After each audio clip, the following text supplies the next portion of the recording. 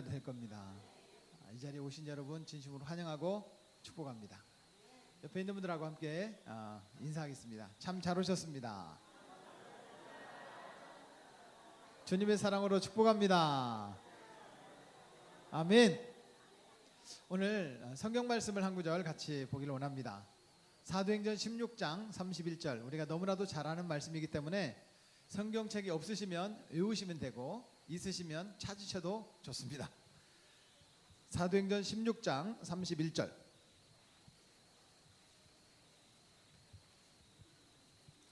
이 말씀을 통해 주님께서 우리에게 들려주시는 복음을 향한 열정이 회복되는 시간이 되기를 바랍니다. 같이 한번 읽겠습니다. 이르되 주 예수를 믿으라. 그리하면 너와 내 집이 구원을 받으리라 하고. 아멘. 혹시라도 제 세미나를 한 번이라도 들어보신 우리 성도님이나 우리 목사님 계시면 손 한번 들어주시겠어요? 안 계시면 제가 처음부터 할 수 있고 들으신 분이 계시면 중간에서부터 할 수 있기 때문에 여쭤본 겁니다.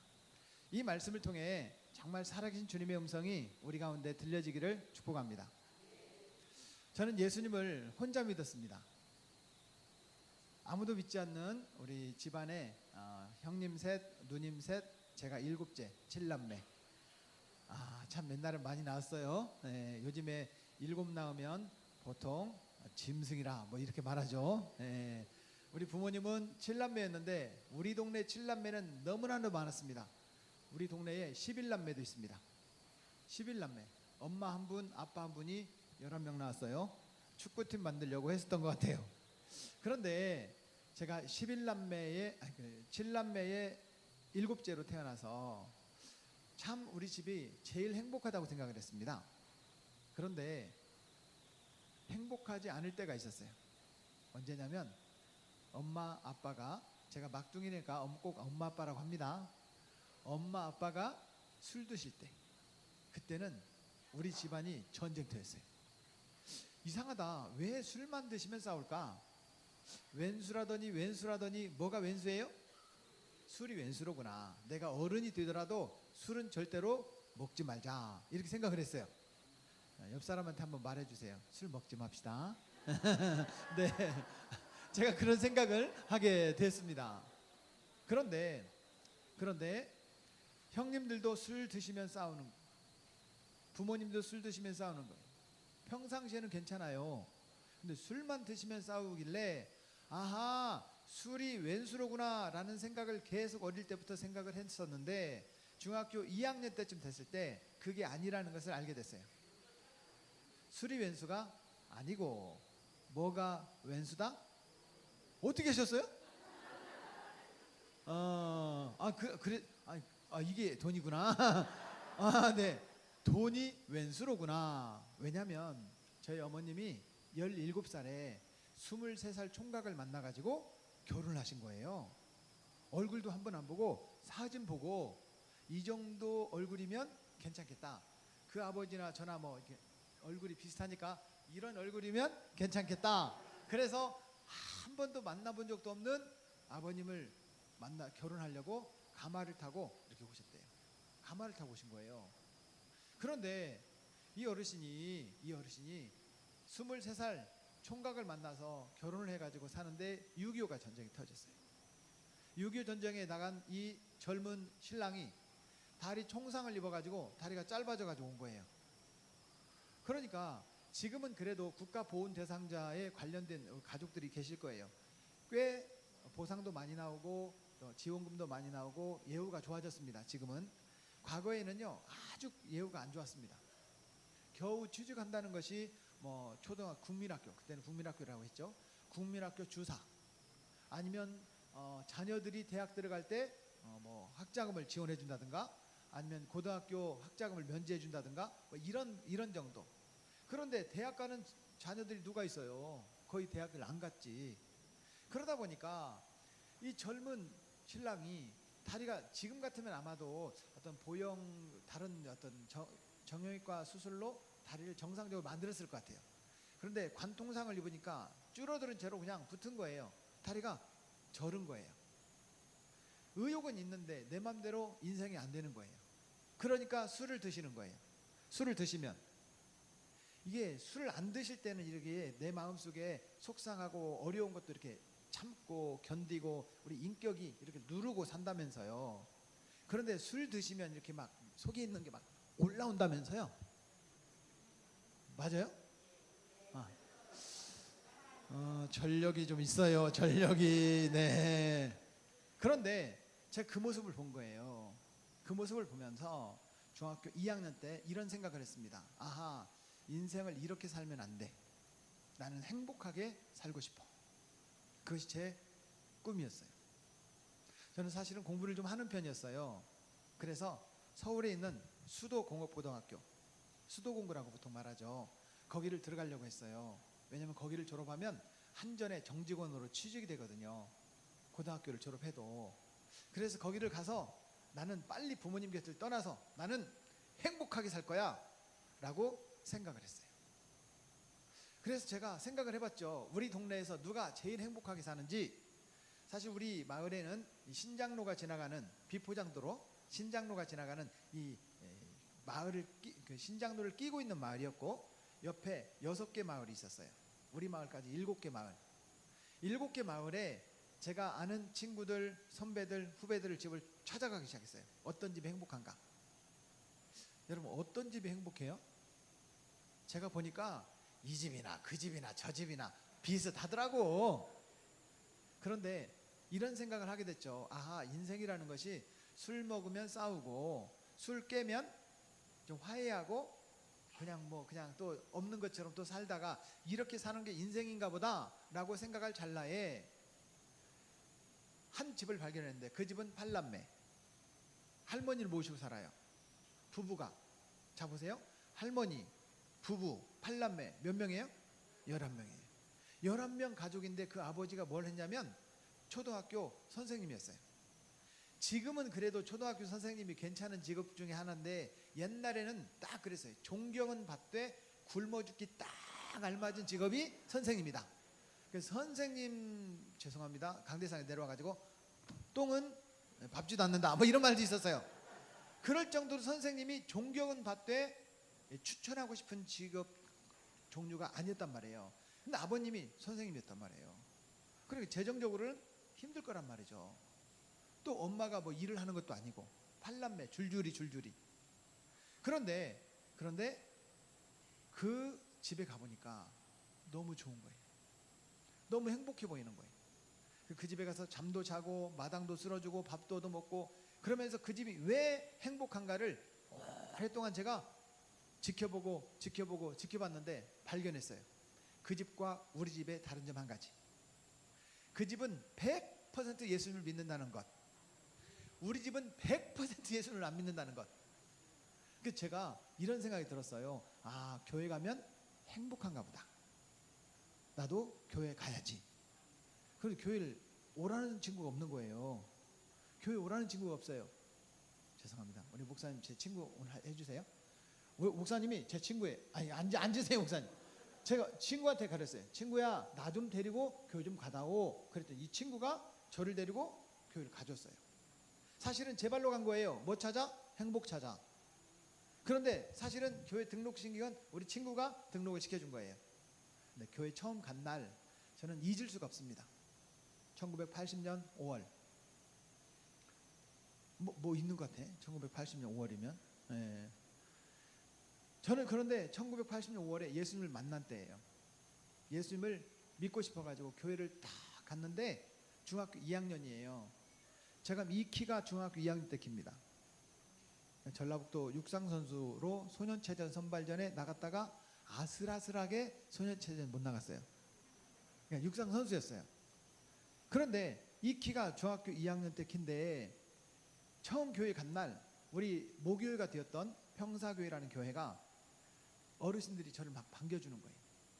어르신들이. 우리 엄마 아빠를 전도하려고도 안 됐어요. 형제들 전도하려고도 안 됐어요. 근데 그 집에 막둥이가 교회 나온 거예요. 그러니까 어르신들이 막 어깨를 두드려주고 막 머리를, 사실 어른들보다 제가 키가 더 컸거든요. 근데 막 머리를 쓰다듬어 주시면서 잘 왔다고, 예쁘다고 교회 오니까.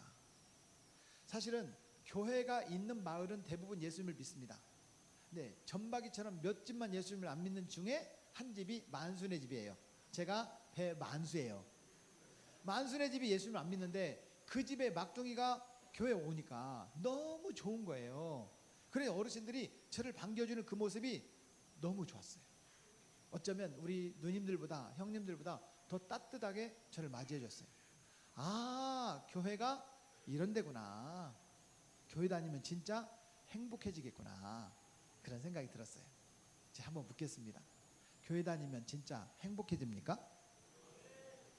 제가 목사 안수 받은 지 올해가 22년 차인데 아멘 소리만 들어도 이게 믿음으로 대답하는지 실제로 대답하는지 좀 짐작이 가요. 실제로. 우리 안 믿는 사람 없죠 여기? 예, 그러니까 실제로 대답해도 괜찮아요. 알겠죠? 교회 다니면 행복해집니까? 이거 아닌데? 저는 교회 다니면 행복해질 줄 알고 정말 열심히 교회를 다녔습니다.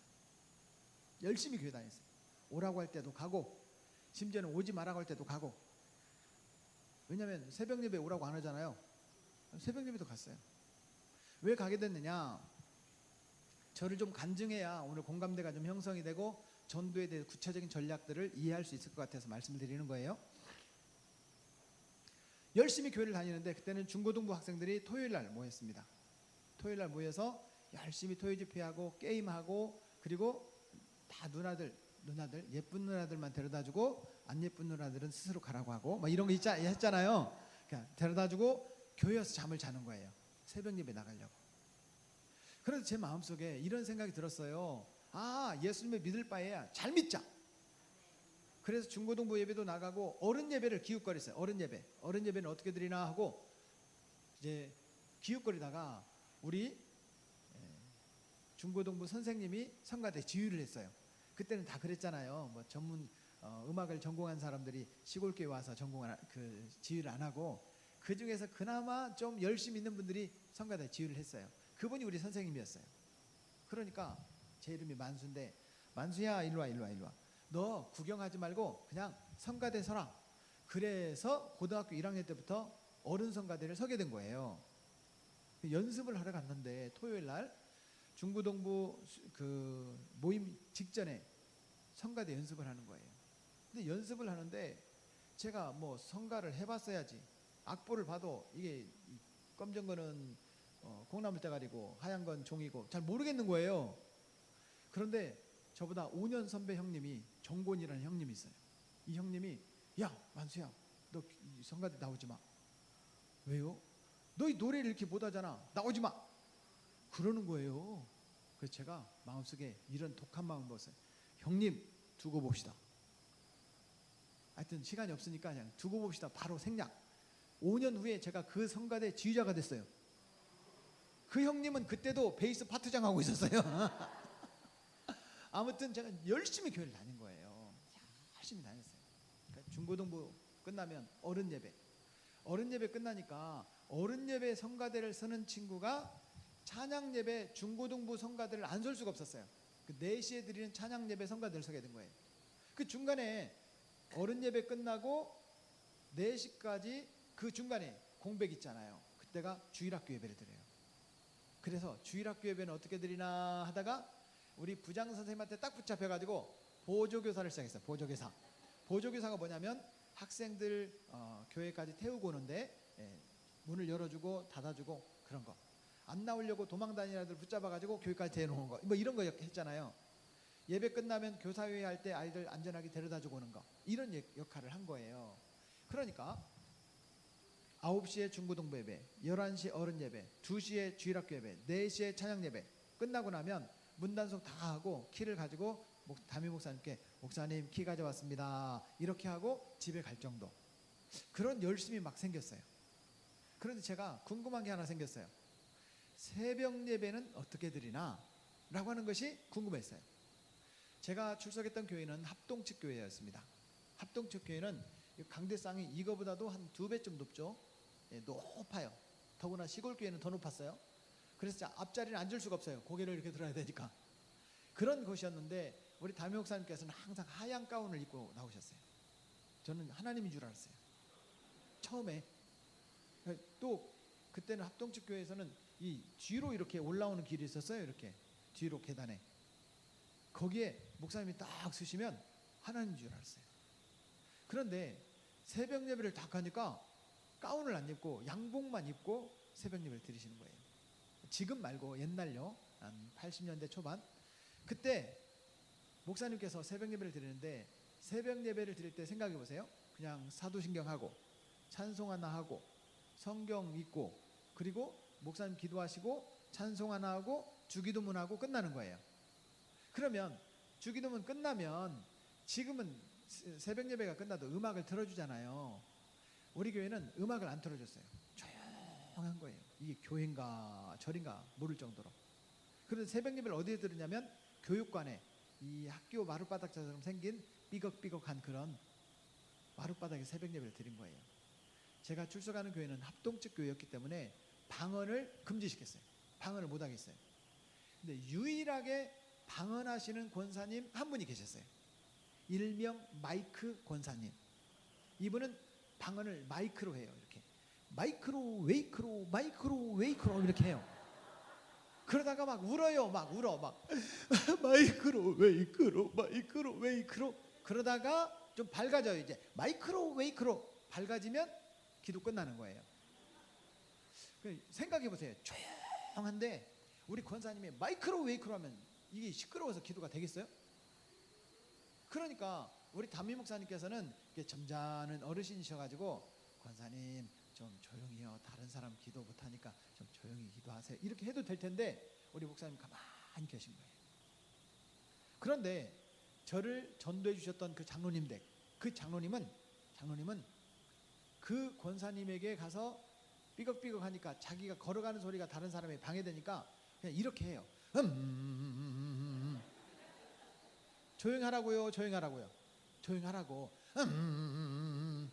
근데 생각해 보세요. 이게 이미 발동이 걸렸는데 음소리가 커요? 마이크로 웨이크로가 커요? 마이크 웨이크로가 크지. 그러니까 우리 장로님께서 이렇게 하다가 에잇 얼마나 재밌는지 몰라요. 새벽 예배가 마이크로 웨이크로 에잇 마이크로 웨이크로 에잇. 와, 새벽 예배 너무 재밌는 거예요. 근데 마이크로 웨이크로는 이 웨이브가 있어서 이게 잠이 더 와요. 그런데 에잇 하면 잠이 펄쩍 깨요. 그런 새벽 예배를 다니다가 제 소망이 하나 생겼어요. 아, 내가 새벽 예배 1등으로 한번 나와보자. 새벽 예배 1등으로 한번 나와보고 싶어가지고 새벽에 일찍 일어나서 겨울방학 때 딱 새벽 예배를 나온 거예요. 그런데 나와보면 이 마이크 권사님 계신 거예요. 나와보면 이 A 장로님이 와 계신 거예요. 이 장로님 지금 대전에 사세요. 지금 82세 정도 되셨는데 그 장로님이 대전으로 이사 오셨어요. 이 장로님하고 이 권사님 때문에 제가 새벽 예배 1등을 못 하겠어요. 어느 날 새벽 3시 반에 일어났어요. 보통 시골교회는 새벽 4시 반에 새벽 예배를 드립니다. 그런데 새벽 3시 반에 일어났더니 온 천지가 하얀색이에요. 새벽 예배 1등으로 나가려고 일어난 게 아니고 화장실 가려고 일어났는데, 오, 기회다. 오늘이 새벽 예배 1등 할 기회다. 그래서 나간 거예요. 그래서 제가 그때는 통행금지가 있었습니다. 딱 나갔는데 자동차 발자국도 없고 사람 발자국도 없고 아무도 없는 거예요. 야, 오늘 기회다. 딱 문을 딱 열었는데 아무도 없어요. 아무도 없어. 그 마이크 권사님, A 장로님도 안 계세요. 그래서 제가 이야, 드디어 1등이다. 제가 이렇게 혼자 외쳤어요. 큰 소리로 드디어 1등이다. 강대상 뒤에서 주여 내 이름 내가 먼저 왔거든. 우리 담임 목사님께서 와 계신 거예요. 아무튼 그러다가 진짜 1등 했어요. 우리 A 마이크 권사님, A 장로님, 우리 담임 목사님 안 오셨을 때 제가 혼자 새벽 예배 나갔을 때 새벽에 무릎을 탁 꿇고 기도했어요. 하나님, 제가 뭘 해야 될까요? 무슨 직업을 선택해야 될까요? 라고 제가 기도하기 시작했어요. 그때 하나님께서 주신 마음이 있었어요. 저는 사실 육사나 경찰대 둘 중에 하나를 가려고 준비하고 있었어요. 그런데 하나님께 이런 마음을 주셨어요. 하나님, 제일 잘 믿는 사람이 되자. 하루 24시간을 하나님께 다 드릴 수 있는 그런 일을 해보자. 가만히 생각을 해보니까 우리 목사님 말고는 하루 24시간 하나님께 다 드리는 사람이 없더라고요. 우리 목사님이 우리 교회에서 예수님 제일 잘 믿더라고요. 그래서 고등학교 1학년 때 교회 나간 지 3년 만에 하나님 저 목사님 되게 해주세요. 그래서 지금도 저 1번 기도 제목이 하나님 앞에 인정받고 사람들에게 존경받는 목사님 되게 해주세요. 제가 이게 1번 기도 제목이에요. 저는 그런 생각이 들었어요. 어떻게 하면 예수님을 잘 믿는 것이 좋을까? 그런데 하나님께서 조금씩 훈련시킨 것 같아요. 그리고 교회 가서 너무 좋으니까, 교회 출석할 때 너무 좋으니까, 목사님 말씀 듣는 것도, 게임을 하는 것도, 운동을 하는 것도, 뭐 우리 교회에서 야외 예배를 가는 것도 너무너무 좋으니까 어떤 생각이 들었냐면, 나만 좋으면 안 되겠다. 우리 친구들도 같이 좋으면 좋겠다. 제가 무서웠는지 제가 좋았는지는 몰라도 친구들에게 제가 말했어요. 야 친구야, 우리 교회 너무 좋더라, 가자. 다 따라왔어요. 우리 친구들이 25명 있었어요, 우리 동네에. 그런데 24명을 전도했어요. 한 명은 왜 전도를 못했느냐, 이 친구는 전주 유학을 갔어요. 시골에 안 내려오는 거예요. 그런데 제가 학력고사 세대인데 학력고사가 끝나고 내려왔어요. 그래서 이 친구까지 전도해서 마지막 고3 공과 공부할 때는 25명이 공과 공부를 했어요. 너무 감사한 거예요. 그런데 제가 궁금한 점이 있어요. 어떤 궁금한 점이냐면, 친구를 우리 교회에 데려오는 건 할 수 있겠는데 이 친구를 예수님 믿게 만들어서 우리 교회로 데려오는 것은 힘든 거예요. 어떻게 하면 되지? 항상 잘 모르겠으면 물어보면 돼요. 그래서 우리 선생님에게 물어봤어요. 우리 선생님에게, 선생님 전도를 좀 잘하고 싶은데 전도 잘할 수 있는 방법 좀 가르쳐 주세요. 그랬더니 우리 선생님이 CCC 순장 출신이에요. 뭘 가르쳐 줬냐면 사역일을 가르쳐 줬어요. 사역일을 배워서 열심히 전도했습니다. 그런데 솔직히 CCC 출신들은 대답하지 마시고 CCC 출신 아닌 분들만 대답하세요. 사역리가 솔직히 어려워요. 어렵더라니까요. 어려워요. 그래서 선생님께 묻지 말고 다이렉트로 하나님께 물어보자. 기도하기 시작했어요. 하나님, 우리 선생님이 사역리를 가르쳐 주셨는데 어렵습니다. 쉬운 전도 방법 좀 가르쳐 주세요. 여러분, 기도하면 하나님께서 들어주세요. 당연하죠. 들어주셨어요. 뭘 가르쳐 주셨냐면 글 없는 책 아시죠? 검정색, 하얀색, 빨강색, 황금색, 그린색 해가지고 5가지 색깔이 있는데 글씨가 하나도 없어요.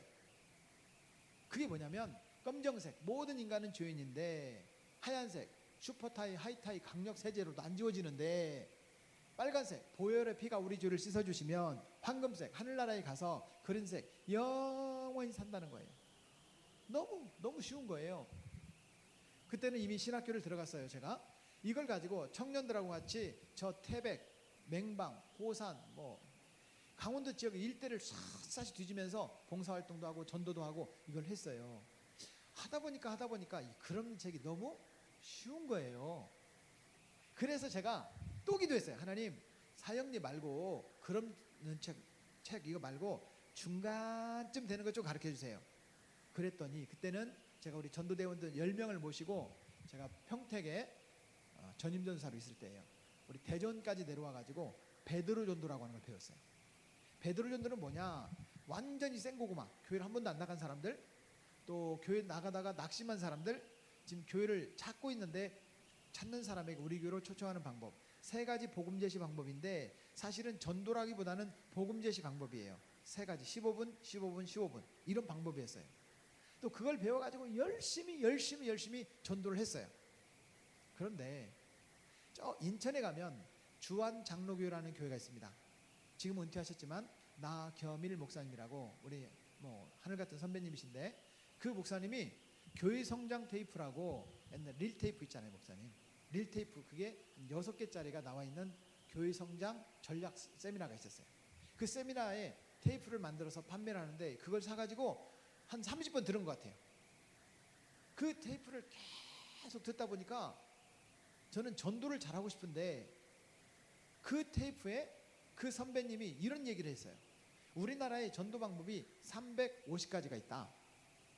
아마 지금은 따져보면 500가지는 될 거예요. 350가지가 있는데 그 가운데 최고 좋은 전도 방법이 뭔 줄 아느냐?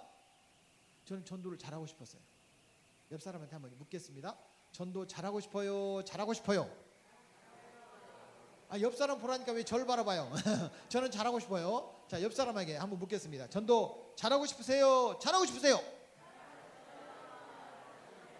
저는 전도를 잘하고 싶으니까 그 말에 너무나도 감격스러웠어요. 뭘까? 그 선배가 어르신이 하는 말이 전도 폭발이라는 거예요. 그때까지 1998년 4월 달까지 제가 화산 폭발은 들었어도 전도 폭발은 처음 들었어요. 그때. 그래서 전도 폭발이 도대체 뭐냐?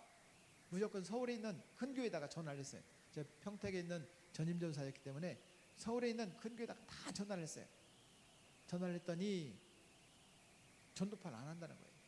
영락교회, 광림교회, 뭐 온누리교회, 사랑의 교회 다 했는데 사랑의 교회에서 딱 걸렸어요. 사랑의 교회가 전도파를 하는데 그 간사가 저한테 이런 질문을 했어요. 혹시 전화 주신 분은 담임 목사님이세요? 부교육자세요? 제가 따끈따끈한 부목사입니다. 1998년 4월 달에 제가 4월 17일 날 목사 안수를 받았는데 그때가 한 4월 말 5월 초 뭐 이때가 됐던 것 같아요. 그런데 따끈따끈한 제가 부목사입니다. 그랬더니 그 간사가 하는 말이 부목사님은 훈련에 참여하실 수가 없습니다. 그래요. 아니 왜요? 제가 부목사로 더 열심히 전도를 하고 싶은데 왜 안 받아줍니까? 따지려고 하다가 권사님이세요? 집사님 제가 착해 보여요? 착해 보여요?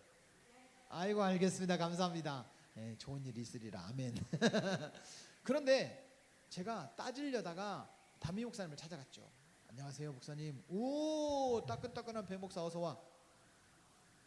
제가 전도 훈련을 좀 받고 싶은데 그래 갔다 와. 제 말 끝까지 듣지도 않으시고 갔다 오라는 거예요. 아니 그게 아니고 뭐 참가비 줘? 아니 그게 아니고 목사님 모시고 랍니다. 전도 폭발은 담임 목사님께서 이미 훈련을 받으셨거나 담임 목사님하고 부목사가 같이 와야만 훈련을 받아주는 거예요. 그래서 담임 목사님께 말씀을 드렸더니 담임 목사님께서 저를 굉장히 아끼셨어요. 왜 아끼셨냐면 볼링 때문에. 왜냐하면 우리 목사님은 볼링을 완전히 매니아세요. 군목 출신이신 우리 목사님이신데 지금 상당교회 안광목 목사님이라고 새로 부임하신 목사님이죠. 그 아버님이 제가 섬겼던 목사님인데 볼링을 너무너무 좋아하시는 거예요. 이 어르신이 새벽 예배 끝나고 바로 볼링장 가는 거예요. 새벽 예배 안 나오면 용서가 돼요. 볼링을 안 나왔다 용서가 안 돼요. 그래서 제가 우리 목사님을 따라서 볼링장을 계속 갔어요. 혹시 볼링이란 거 아시죠? 에버리지가 몇이냐고 한번 물어봐 주세요. 77. 처음 간 날 볼링장에 77이 나왔는데 우리 담임 목사님을 따라 계속 가다 보니까 제가 중학교 2학년 때까지 육상 선수라고 했잖아요. 육상 선수들은요 모든 대부분의 운동의 기본을 다 갖추고 있어요. 볼링을 하다 보니까 점수가 올라가는 거예요. 다시 한번 물어봐 주세요. 에버리지가 몇이냐? 235. 전국 목회자 볼링 대회 나가가지고 제가 2등 했어요. 우리 담임 목사님께서 볼링을 제가 계속 잘 치니까 목사님 저를 많이 아끼셨어요. 그래서 제가 볼링을 치면 우리 목사님께서 지는 거예요. 막 씩씩거리세요. 목사님께서 막 저 가르쳐 주시고 씩씩거리는 거예요. 여전사님이 저한테 목사님 빨리 져줘. 집에 가자. 빨리 져줘. 일부러 져주면 우리 목사님은 눈치가 250단이야. 그냥 일부러 져주면 또 아셔. 실제로 우리 목사님 볼링을 참 잘 치셨어요. 실력으로 저를 이겨야 집에 가는 거예요. 그럴 정도로 볼링을 좋아하시는 어르신이셨고 퍼펙트도 치신 분이에요. 저는 퍼펙트를 못 쳤어요. 그런데 목사님께서 이렇게 말씀하셨어요. 야, 배 목사, 얘 전국 목회자 볼링 대회 가자. 예? 여기 평택 ABC 볼링장이라고 있는데 거기는 볼링을 전국 대회를 치르려면 24레인이 있어야 돼요. 거기에 가자는 거예요. 저는 그런 것도 몰랐어요. 아, 예. 저는 제 인생의 좌우명 중에 세 번째가 절대 순종이거든요. 담임 목사님 말씀하시면 예, 무조건 순종하는데 갔어요. 그런데 참가비 15,000원이야. 예? 전 내주시는 줄 알았지. 그래서 제가 15,000원을 내고 갔어요. 그런데 우리 목사님은 상을 못 타시고 저는 2등 해가지고 칼라 텔레비전 큰 거 탔어요. 제가 우리 목사님께 물었어요. 목사님, 이거 텔레비전 어떻게 할까요? 아, 그래도 좀 예의 있게 얘기해야 되잖아요. 우리 목사님이 이 사람아, 자네가 참가비 냈잖아. 이야, 우리 목사님께서 내주셨더라면 텔레비전 뺏길 뻔했어. 우리 목사님 그러셨어요. 그런데 그 보리밥 한 그릇 사 그러는 거예요. 텔레비전 받았으니까. 옛날에 보리밥집이 막 한참 유행할 때 있었잖아요. 그때였어요. 이제 우리 목사님 앉으시고, 우리 목사님 앉으시고, 제가 앞에 앉고, 사모님 앉으시고, 옆에 여전사님 앉고 4명이 앉아서 밥을 먹는 거예요. 우리 목사님께서 텔레비전을 못 타서 그러신지 보리밥을 드시다가 확 품어버렸어요. 사모님은 옆에 계시니까 안전한데 여전사님하고 저하고 완전 다 뒤집어 썼어요. 밥은 제가 사기로 했는데 그러면 그 밥을 먹어야 돼요? 다시 시켜야 돼요? 우리 담임 목사님께서 먹어 이러셨어요. 그 보리밥을 다 먹었어요. 그때부터 목회를 잘하게 되더라고요. 부목사님들은 담임 목사님 모시고 필히 보리밥집에 가십시오. 아무튼 목사님께서 저를 너무 아끼셨어요. 그러니까 참가비도 내주시고 전도파 훈련 또 4박 5일이나 돼요. 안성에 사랑의 수양관이라고 있는데 거기 가서 우리 담임 목사님과 제가 열심히 훈련을 받고 하나님, 우리 도시가 그때는 이제 송탄이라는 도시인데 송탄이 인구가 13만 명이었어요. 이 송탄 도시에 10분의 1을 우리 교회 보내주십시오. 이게 제 기도가 됐어요. 전도대원들을 송탄 전체를 8개 블록으로 나눠가지고 각 블록마다 40명의 전도대원을 주시옵소서. 제가 기도하기 시작했어요. 우리 교회 전도대원들은 4명밖에 없었어요. 그런데 8개 블록을 나눠서 320명 전도대원 달라고 하니까 기가 막히지. 우리 담임 목사님께서 저를 굉장히 아끼셨어요. 전도 폭발 훈련을 받고 정말 열심히 전도했던 기억이 나요. 그런데 하나님께서는 준비된 사람은 반드시 사용하십니다. 전도 훈련이 되니까 하나님께서 저를 어디로 뽑아가셨냐면 서울에 있는 시청 앞에 S교회라는 교회, 한 750명 모이는 교회인데 그 교회의 전도 담당 목사로 저를 부임하게 만들어주셨어요. 거기서 또 열심히 전도했습니다. 서울 지리를 좀 아시는 분들은 저 의정부부터 상계동, 중계동, 하계동, 월계동, 방학동, 동대문, 그 다음에 분당, 일산, 저 평촌, 안양, 안산, 경기도 오산 샅샅이 다니면서 열심히 전도했어요. 정말 열심히 전도했어요. 근데 담임 목사님께서 저를 부르셨어요. 야, 배 목사, 너 새가족 좀 맡아봐라 그러시더라고요. 새가족의 새자도 모르는데 사실은 새가족 정착이야 잘 하고 싶죠. 그런데 새가족에 대한 시스템을 제가 갖추고 있지 않는데 새가족을 한번 맡아봐라. 그래서 새가족 담당하려고 열심히 또 새신자 훈련을 다 받아서 우리 교회의 새가족 정착률이 90.25%가 됐어요. 오늘 오후에 잠시 그 얘기를 좀 할 수 있을 것 같아요. 아무튼 전도를 열심히 했어요. 열심히 하고 나니까 담임 목사님께서 저를 불렀어요. 야, 배 목사, 너 개척 준비해라. 개척 준비를 한 6개월 동안 준비를 하게 된 거예요. 준비를 했는데 우리 권사님들이 저한테 찾아와서 이러는 거예요. 목사님, 이번 기수는 전도 폭발 좀 쉬어야 될 것 같아요. 혹시 전도 폭발 훈련 받아보신 분 손 들어보십시오. 아, 목사님 힘들어요. 제가 강사 7년 했거든요. 이제 강사 7년 한 사람이 하는 말이에요. 힘들어요. 전도 폭발 훈련은 굉장히 힘들어요. 그러니까 우리 권사님 하시는 말씀이 목사님 이번 기수는 좀 쉬어야 될 것 같아요. 그래요. 제가 DHM 상담을 전공했는데 상담을 전공하니까 일단은 무슨 말을 해도 받아줘요. 그리고 그 이유를 물어봐요. 아, 예, 권사님 뭐 혹시 무슨 일 있으세요? 아, 예, 이번에 딸이 미국에서 출산을 하는데 제가 아무래도 몸조리를 좀 해주고 와야 될 것 같아요. 이해가 되잖아요. 그것도 가지 말고 그냥 전도 폭발해야 된다고 말할 수는 없잖아요. 예, 다녀오셔야 되겠네요. 그런데 출산은 언제예요? 아직 임신 안 했대. 전도 폭발이 너무 힘드니까 피할 길을 찾는 거예요. 피할 길을. 또 우리 집사님 찾아와가지고 목사님이 이번 기수는 좀 쉬어야 될 것 같아요. 그래요? 또 혹시 무슨 일 있으세요? 예, 저기 왼쪽 발가락 사이에 무좀이 생길 것 같아요. 생긴 것도 아니고.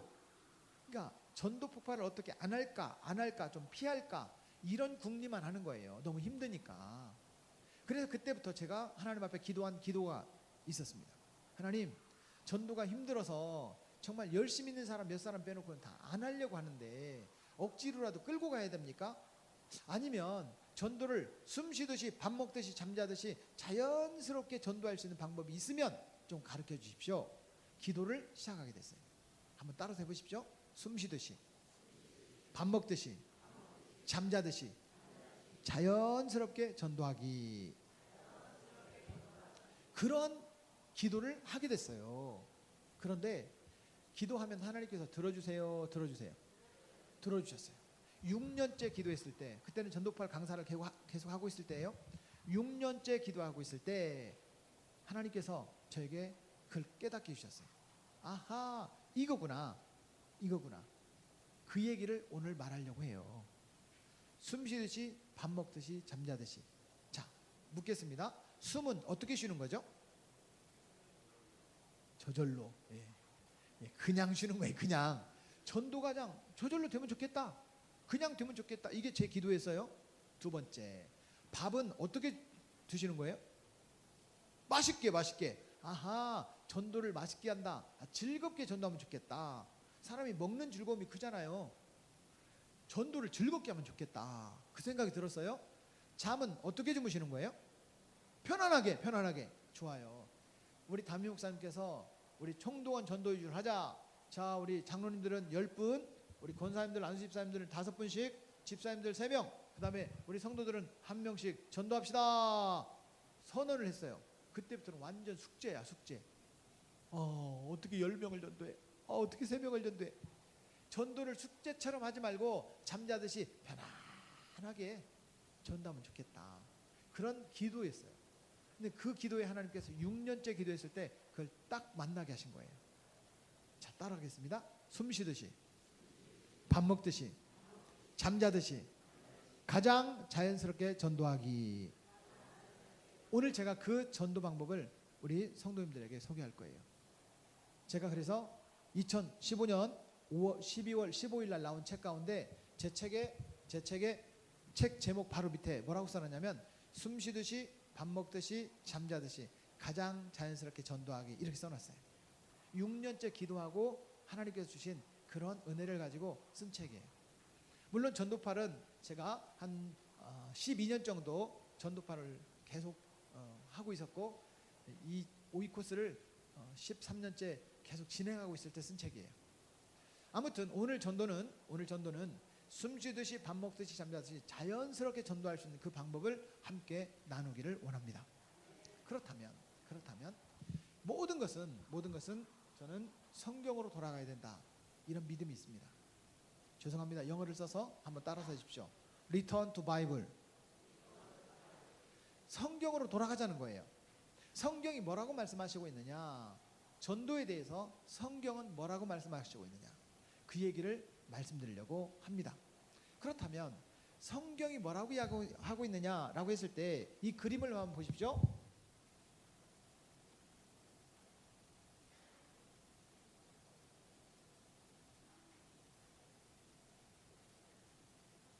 무슨 나무 같아요? 포도나무 같죠?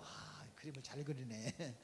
아무튼 이 포도나무에 보면, 성경에 보면 아주 주력 나무가 보통 3가지가 나오는데, 구약 성경에는 백향목이라는 나무가 많이 나오고요, 신약 성경에 보면 포도나무와 무화과 나무가 많이 나와요.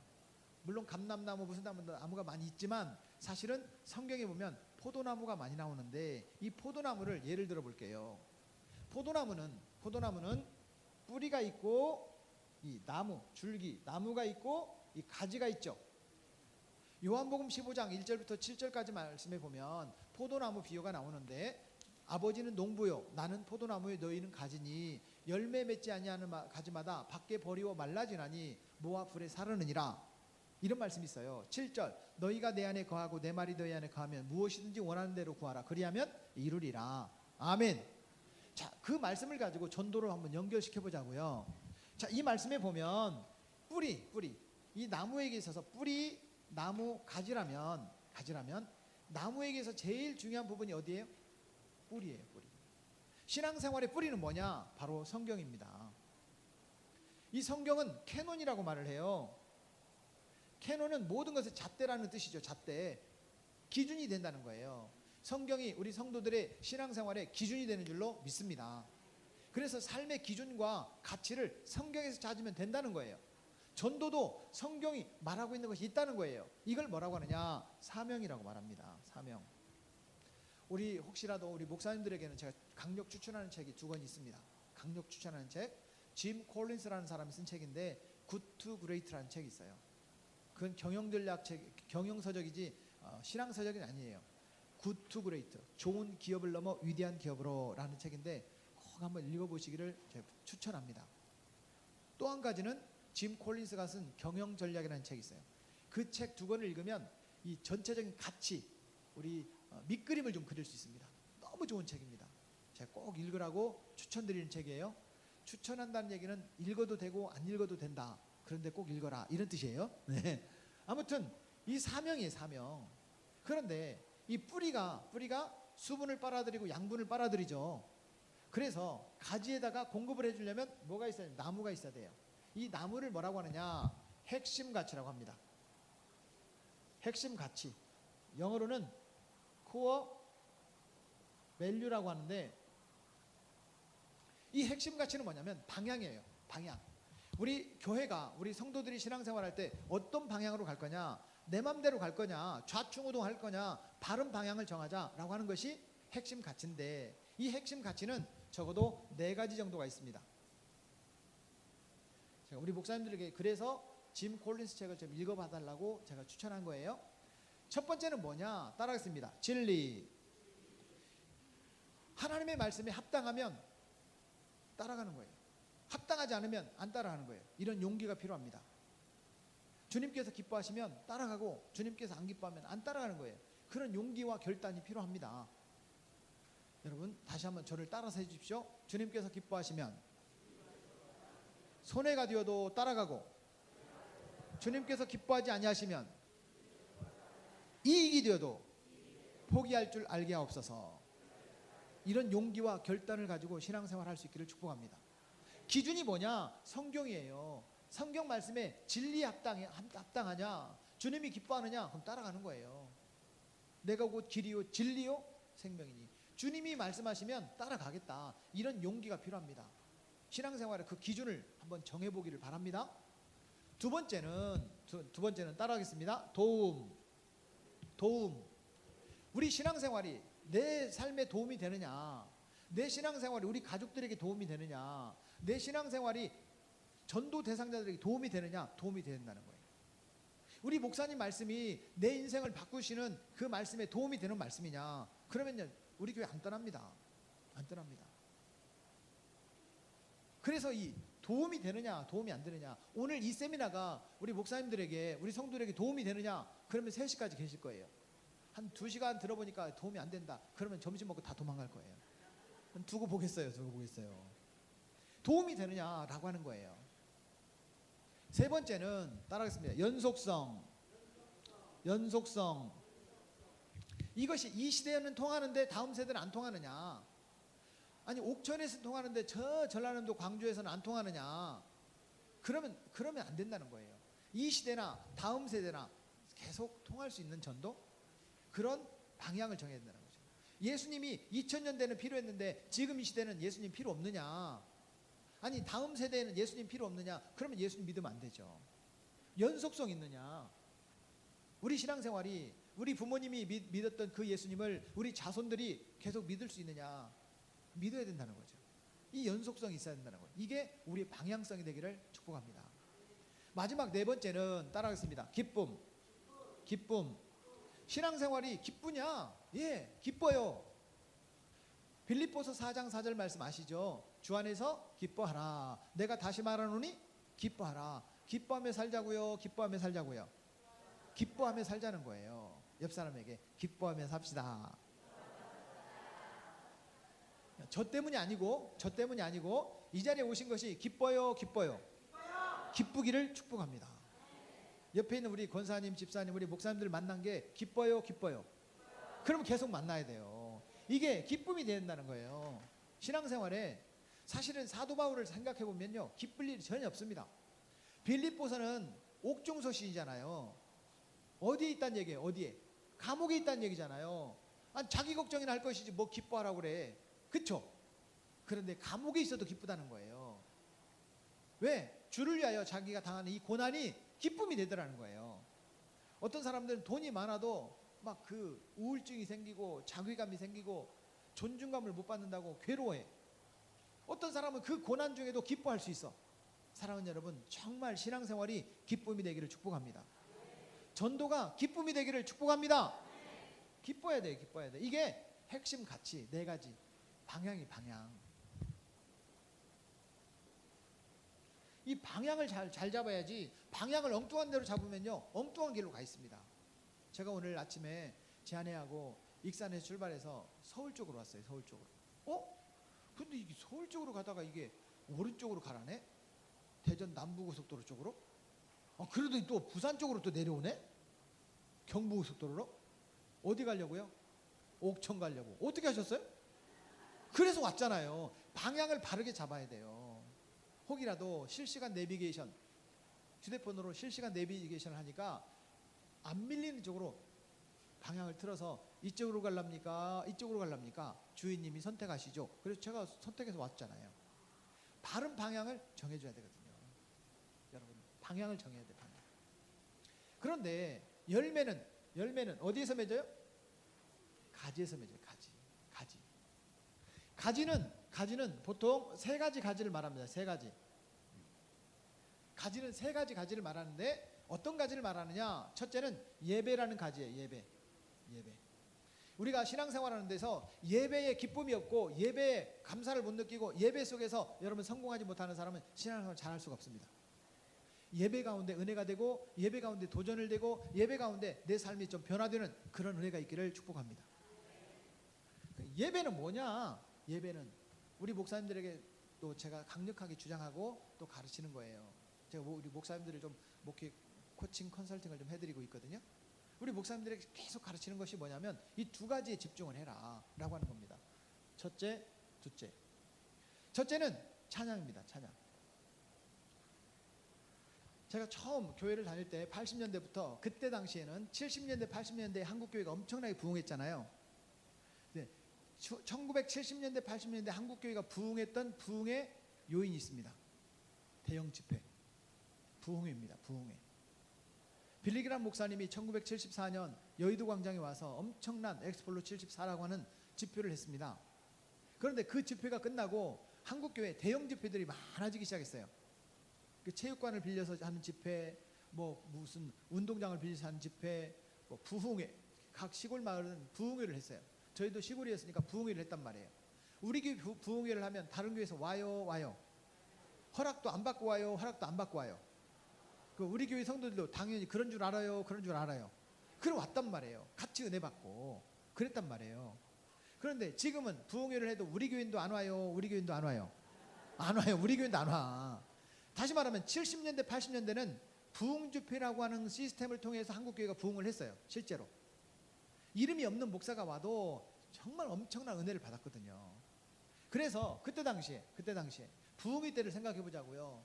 부흥회 전에 담임 목사님하고 강사님하고 올라오기 전에 이미 뭐 하고 있어요? 찬양을 하고 있어요. 보통 그때는 찬양이라고 안 하고 찬송했다고 말했어요. 그때는 찬양은 막 복음성가인데 지금은 복음성가가 너무 많아졌어요. 근데 왜 이렇게 복음성가가 어려워? 요즘에 막 엇박자가 많아. 주 사랑이 나를 숨쉬게 해. 뭐 이런 찬양. 은혜가 풍성한 하나님은 이렇게 찬양을 해야 되는데 요즘은 너무 어려워. 진짜 나 옛날로 돌아가고 싶어. 그런데 그때 생각을 해보세요. 피아노밖에, 그랜드 피아노도 없었어요. 그렇죠?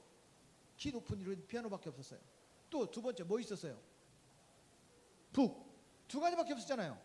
그런데 뜨겁게 찬양을 하고 나니까, 손바닥이 아플 정도로 찬양을 하고 나니까 강사님이 오기도 전에 이미 은혜를 다 받았어. 그렇죠? 그래서 찬양이 뜨거울 때 은혜가 되는 거예요. 이걸 뭐라고 하느냐? 임재라고 말합니다. 임재. 다시 말하면 찬양이 뜨거운 곳에 주님이 임재가 느껴지는 줄 믿습니다. 근데 오늘날 뭐 우리 담임 목사님께서, 우리 옥천교회 담임 목사님께서 제 11년 선배님이세요. 배 목사 편하게 해. 나는 그냥 조용히 사라져 줄 테니까 조용히 해. 제 마음대로 하는 거예요. 지금 제 마음대로 하는 거예요. 아무튼 여러분, 주일 낮 예배가 보세요. 순서가 복잡해. 찬양을 뜨겁게 할 수 있는 시간이 없어. 마음이 갈아질 시간이 없어. 딱딱한 마음으로 그냥 말씀을 받아들여요. 딱딱한 말씀으로 받아들이니까 말씀이 들어가지를 않아. 이런 거예요. 찬양이 뜨거우니까 마음이 싹 녹아지고 내 마음속에 맺혔던 것이 풀리는 거예요. 주일 낮 예배에 찬양이 뜨거운 그런 예배가 되기를 축복합니다. 두 번째는 말씀이에요. 말씀. 이 말씀이 뭐냐? 말씀은 따라하겠습니다. 능력. 내 인생을 바꾸는 능력이 하나님의 말씀입니다. 목사님으로부터 선포된 하나님의 말씀이 나 들으란 얘기예요? 김집사 들으란 얘기예요? 오늘 같은 얘기는 이집사가 들었어야 하는데 하필이면 이집사가 안 왔어. 누구 들으라는 얘기예요? 너 들으라는 얘기거든. 너 들으라는 얘기. 여러분, 하나님의 말씀이 보통 세 가지로 표현합니다. 세 가지로. 첫째는 기록된 말씀, 성경. 두 번째, 선포된 말씀, 설교. 세 번째는 육화된 말씀, 성만찬이 하나님의 말씀이다. 그렇게 말을 해요. 말씀이 육신이 되어 우리 가운데 거하심에 그 영광을 아버지의 독생자의 영광이요 은혜와 진리가 충만하더라. 말씀이신 예수님이 이 땅에 내려오신 거예요. 그것을 기념하는 것이 떡과 포도즙이잖아요. 이 성만찬이 하나님의 말씀이다. 그래서 세 가지를 말을 해요. 따라하겠습니다. 기록된 말씀, 선포된 말씀, 육화된 말씀. 하나님의 말씀이 내 삶에 들어오면 내 삶이 예수님을 닮아서 변하게 되는 그런 열매가 있기를 축복합니다. 그래서 신앙생활은 예배의 열매를 맺어야 돼요. 아멘? 예배 잘 드리자는 얘기예요? 잘 드리자는 얘기예요? 잘 드리자는 얘기예요. 두 번째는 따라하겠습니다. 소그룹은 보통 우리는 구역이라고 표현을 많이 합니다. 사실은 감리교 목사님 계세요? 감리교 안 계세요? 본래 소그룹은요 감리교가 출발점입니다. 속회, 밴드라고 하죠. 속회가 출발점인데 우리나라에 와서는 감리교의 속회보다도 장로교의 구역이 더 발전이 됐어. 그래서 소그룹 하면 보통 구역이라고 말을 해요. 구역이 잘 안 되니까 뭔가 이름을 바꿔서라도 구역을 살려보자. 그래서 목장이라는 이름도 쓰고, CC 출신의 목사님들은 순이라는 이름도 쓰고, 어떤 교회는 진이라는 이름도 쓰고, 뭐 사랑방이라는 이름도 쓰고, 서울의 그 사랑의 교회는 다락방이라고도 쓰고, 보통 조그만 교회는 다락방이라고 쓰지 마세요. 왜냐하면 저 부산의 경남지방에 유광수 다락방 때문에 괜히 이단 의심을 받으니까. 근데 그 유광수 다락방보다 저 서울에 있는 사랑의 교회가 더 커. 그러니까 그냥 거기는 그냥 그대로 다락방이라고 써요.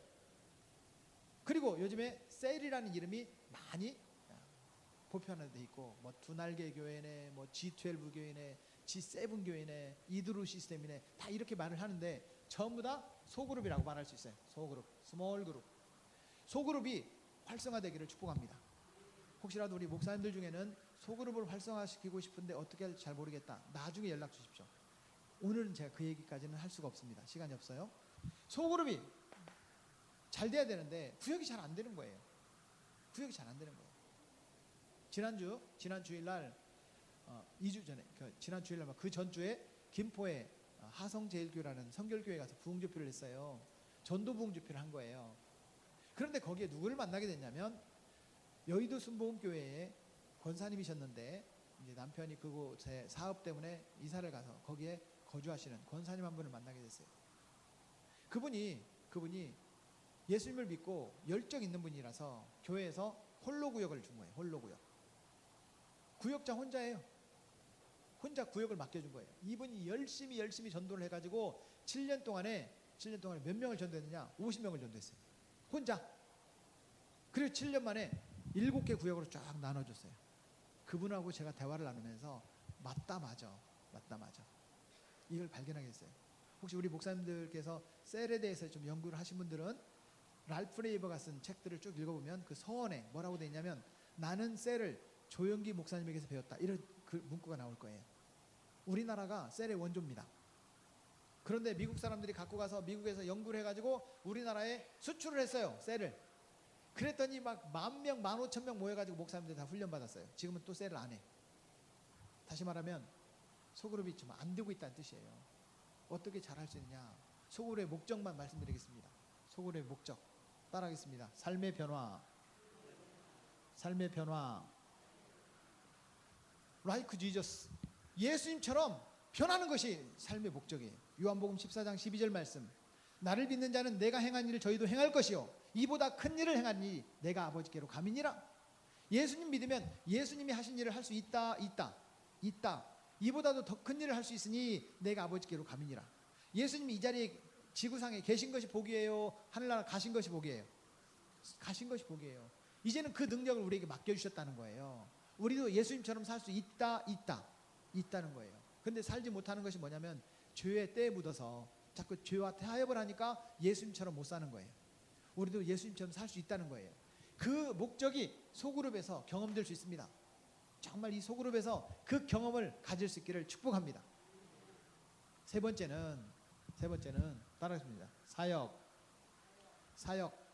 사역은 봉사라고 말합니다. 보통 영어로는 work라고 하는데 봉사의 종류가 여러 가지가 많으니까 여기다 s를 붙여서 works라고 말을 하는데요. 이 봉사를 어떻게 하느냐라고 하는 거예요. 제가 좀 재밌게 하려고 마이크 권사님 얘기를 했지만 저는 그 마이크 권사님을 보면서 저는 얼마나 신앙생활 하는데 감동을 받았는지 몰라요. 정말 좋은 신앙의 선배가 있다는 것이 축복인 거 아시죠? 우리 목사님들도 혹시라도 멘토가 우리 비슷비슷한 우리 목사님들하고 만나는 것은 이거는 우리를 발전시키기 위한 연구 모임이지만 정말 모델을 만들어서 그분을 따라간다면 그분이 멘토라고 말할 수 있습니다. 좋은 멘토가 우리 목사님들에게도 있으시기를 축복합니다. 저는 좋은 멘토 2분이 계십니다. 물론 스승들은 많지만 멘토 2분이 계세요. 직접 영향을 주시는 분. 한 분은 목회적인 부분, 한 분은 목회 스킬에 관련된 이 2분이 계신데 하여튼 우리 목사님들도 그런 분들을 만날 수 있기를 바랍니다. 그런데 저는 이 마이크 권사님을 보면서 신앙생활 초창기에 너무 감동을 받은 거예요. 그 권사님이 새벽에 일찍 나오시는 이유가 있더라고요. 나중에 알게 됐어요. 이분은 가방에다가 마른 수건을 꼭 갖고 다녀요. 새벽 예배에 와서 강대상을 닦으면서 우는 거예요. 왜 우시는지 몰라. 지금도 몰라. 강대상을 닦으면서 목사님과 목사님 가족을 위해서 기도하는 거예요. 저는 그 모습을 보면서 이야 정말 저 권사님 훌륭하시다. 누가 기도한다고 뭐라고 해도 사실은 저분은 훌륭한 분이시구나. 주의 일을 하려면 교회 일을 하려면 저렇게 해야 되겠구나 라고 하는 깨달음을 제가 얻게 됐어요. 한 번만 따라서 해주십시오. 이름도 없이 빛도 없이. 새벽 예배 일찍 나오신 분이 아니면 그분이 강대상을 닦고 있다는 사실을 몰라. 주의 일은 이름도 없이 빛도 없이 감당하기를 축복합니다. 자, 여기 쓰겠습니다.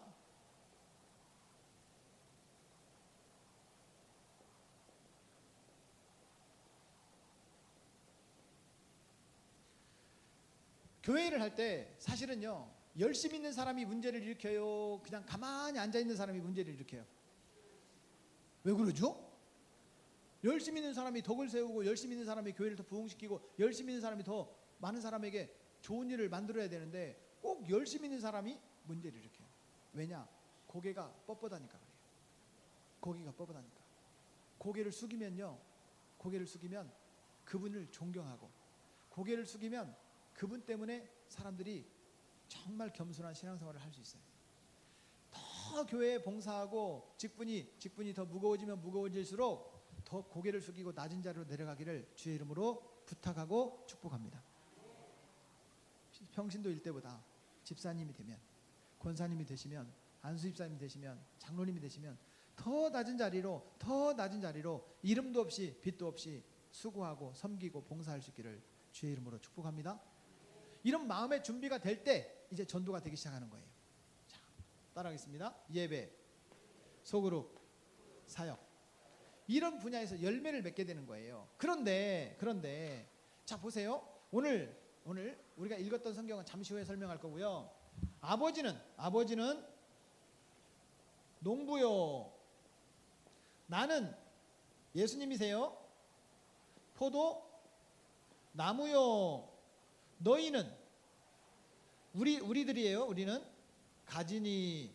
자, 제가 지금 포도나무를 얘기하고 있잖아요. 이 포도나무를 얘기하고 있는데 포도 열매가 맺었어요. 농부가 가져가요. 나무가 먹어요. 가지가 먹어요. 뿌리가 먹어요. 다시요. 포도 열매를 맺었어요. 농사를 졌어요. 농부가 다 가져가요. 나무가 빨아먹어요. 가지가 빨아먹어요. 저 뿌리가 빨아먹어요. 그러니까 우리가 전도를 해도 영광은 우리 하나님 아버지께서 받으시는 줄 믿습니다. 그 영광을 내가 차지하는 게 아니에요.